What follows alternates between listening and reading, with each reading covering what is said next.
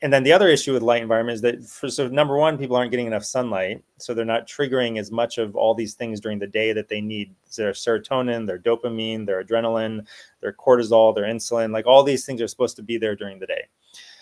And then at night, you're not supposed to have any, those things. They're supposed to be very low. So it's kind of a circadian rhythm, right? There's a curve. You have a high level during the day and then low level at night, and then high level the next morning and low level at night.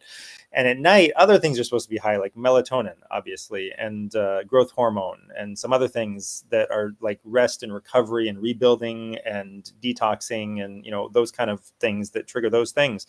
And when we leave the lights on after dark at all, you're cutting in because you're not allowing those hormones to flip on, and you're triggering too much of the daytime hormones. So you're burning through like too much of your daytime fuel, and you're overtaxing all those organs that create those daytime hormones, including thyroid hormone. And I mean, there's a bunch more, sex hormones, et cetera.